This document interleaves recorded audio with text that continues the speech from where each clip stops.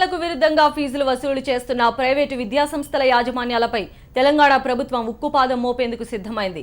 ఫీజుల నియంత్రణ, బోగస్ విద్యాసంస్థల భర్తం పట్టే పనిలో పడింది విద్యాశాఖ. మరోవైపు పోలీస్ శాఖ దాడులపై ప్రైవేటు విద్యాసంస్థల యాజమాన్యాలు తెలంగాణ సర్కార్పై మండిపడుతున్నాయి. ప్రభుత్వ చర్యలకు నిరసనగా ఈరోజు విద్యాసంస్థల బంద్కి పిలుపునిచ్చాయి. రాష్ట్రంలో ఉన్నత విద్యా ప్రమాణాలు మెరుగుపరిచేందుకు సీఎం కేసీఆర్ పూర్తి స్థాయిలో దృష్టి సారించారు. విద్యార్థులకు నాణ్యమైన విద్యను అందించేందుకు బోగస్ సంస్థలపై కొరడా ఝుళిపించేందుకు సిద్ధమయ్యారు. ఇంటర్, పీజీ, ఇంజనీరింగ్, మెడికల్ కాలేజీల్లో బోధన ప్రక్రియ సక్రమంగా లేదన్న ఆరోపణలపై ఏసీబీ, సిఐడి, ఇంటెలిజెన్స్ బృందాల తనిఖీకి ఆదేశించారు. కనీస వసతులు, బోధనా సిబ్బంది లేని కాలేజీలపై కఠిన చర్యలకు ప్రభుత్వం సిద్ధమైంది. రాష్ట్రంలోని 6,843 కాలేజీల స్థితిగతులపై పూర్తిస్థాయి నివేదిక రూపొందించాలని సీఎం కేసీఆర్ పోలీస్ శాఖను ఆదేశించారు.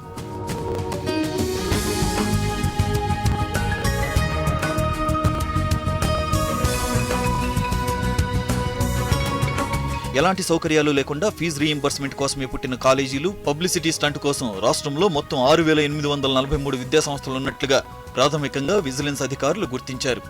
ఈ కాలేజీల్లో నాణ్యతా ప్రమాణాలు, నిబంధనలపై పోలీసు అధికారులు దృష్టి పెట్టారు. ఏసీబీ, సిఐడి, ఇంటెలిజెన్స్ బృందాలు రంగంలోకి దిగి విద్యాసంస్థల్లో తనిఖీలు జరుపుతున్నాయి. ప్రభుత్వ తీరును ప్రైవేటు విద్యాసంస్థలు తప్పుబడుతున్నాయి.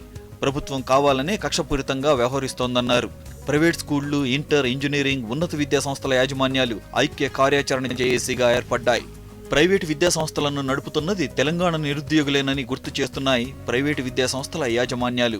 తెలంగాణ తొలి ముఖ్యమంత్రి అయి ఉండి తెలంగాణ బిడ్డలపైన వారి ఆత్మవిశ్వాసాన్ని దెబ్బతలిగే విధంగా మరి పోలీసు దాడుల్ని ఉసిగొల్పడం అంటే అది సామాన్యమైన విషయం కాదు. తెలంగాణ నిరుద్యోగ పట్టభద్రుల చేత గౌరవంగా నడవబడుతున్న విద్యాసంస్థలపైన దాడి చేయించడం అనేది అమానుష్యం. ఇది మేము తీవ్రంగా ఖండిస్తున్నాం. పోలీసు అనేది ముఖ్యంగా క్యాంపసెస్లో విల్ నాట్ అలో అని చెప్పి ఆల్ ఇన్స్టిట్యూషన్స్, ఎడ్యుకేషన్ ఇన్స్టిట్యూషన్స్ అన్ని కూడా మేము నిర్ణయం తీసుకున్నాం. అది దాన్ని దృష్టి ఉంచుకొని ఈలోపు ఏ ఇన్స్టిట్యూషన్లో కూడా ఎక్కడ కూడా ఏ పోలీసు వచ్చినప్పటికి కూడా మేము దాన్ని సహకరించాము. తర్వాత వచ్చినప్పుడు వెంటనే మేము బంద్ చేస్తాము అని చెప్పి చెప్పడం జరుగుతుంది.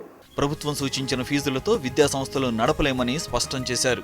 పోలీస్ దాడులకు నిరసనగా రాష్ట్ర వ్యాప్తంగా ప్రైవేటు విద్యాసంస్థల నిరవధిక బంద్కు పిలుపునిచ్చాయి ప్రైవేట్ కాలేజీలు.